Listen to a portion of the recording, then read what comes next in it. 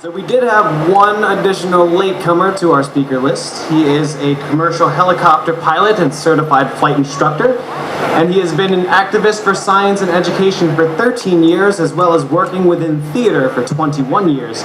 Ladies and gentlemen, Ezra Niesen. Good afternoon, everyone. My name's spelled E-Z-R-A-N-I-E-S-E-N for everyone who's putting this on YouTube. And as they said, I've been an activist for science and education for 13 years. In his book, The Descent of Man, back in 1871, Charles Darwin proposed how the theory of evolution could be used to study human psychology.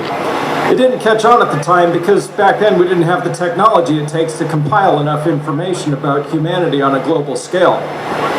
But after about 120 years, it was the 1990s, and computers and the internet had come far enough that psychologists could finally do what he proposed. It's called evolutionary psychology. Evolutionary psychology is the study of human psychology by building up from the universal foundation of human biology. After 25 years, evolutionary psychology is still controversial with a lot of people for a lot of reasons, but it's catching on. Since I only have 5 minutes to talk today, I don't have time to go into this in much depth here, but here are a few of the main points.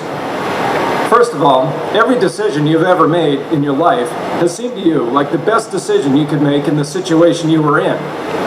That's also true for everyone else you know, and every stranger you'll meet today, and every stranger you'll meet for the rest of your life. So let's try something here. Everyone look around you for a moment, and try to make eye contact with someone you don't know. With one sentence, you already know that person better than you did a minute ago. Next, emotions get confusing sometimes because your brain is doing two things at once. Next time your feelings get confusing, ask yourself, what do I feel is happening in the situation I'm in, and what do I feel I should do about it? That makes it a lot easier to sort out your feelings because those are the two things you're trying to figure out subconsciously. That's how everyone else's feelings work too. So the next time you get into an argument with a friend or family member, try talking about that and see what happens. So where else do people put this kind of stuff to use? One is in theater, movies, and TV. I've worked in theater for more than 20 years. A Russian director named Konstantin Stanislavski figured out these basic ideas about 100 years ago, before evolutionary psychologists. His directing style worked so well that people use it all over the world now. If you want to direct a play or a movie that shows you something about people in real life, you make it a story where everyone in the story always makes the best decisions they can think of in the situations they're in for themselves and the people they care about. Another is in documentaries and journalism. Telling someone else's story, instead of just telling your own interpretation of their story, depends on showing how they're making what seem to them to be the best decisions they can make in the situations they're in. I've been doing this for the past 6 years. One way I put science to use is in helping to tell the stories of people who have been misrepresented and who are struggling for inclusion into society. I started out just by showing up to events like this with my video camera and shooting what I saw. It's worked so well for me now that people call me to ask me to video them. The simplest use of this is just plain getting along with other people.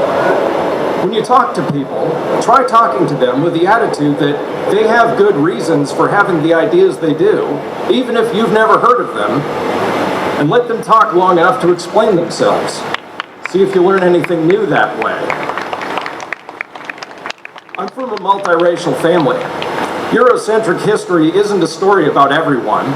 It's a story that implies that Black and Native American people didn't know how to do anything right because they spend the first 400 or 500 years of the story losing.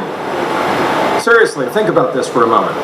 How many famous Native Americans can you name who were famous for something other than fighting white people or helping white people? For those of you who aren't natives, imagine if our history books implied that your group of people never did anything important on their own. That would make it look like your group of people had always depended on another group of people. You wouldn't be surprised if a lot of people from that other group never thought of you as real adults, but thought of you as children or pets or maybe cartoon characters. And by the way, since we are making history here today, some of my ancestors were from the Penobscot tribe of the Abenaki Nation. I also have a lot of relatives from the Yurok and Ojibwa nations. The ground that you're standing on right now used to belong to the O'odham Nation. People making the best decisions they can think of in the situations they're in is a story about everyone.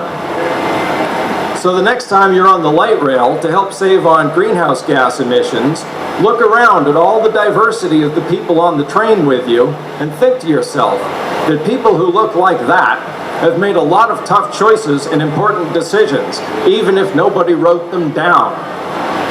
Thank you all for coming today. My website is called 42videos.com, where I post my videos about things like this and the ongoing search for the meaning of life.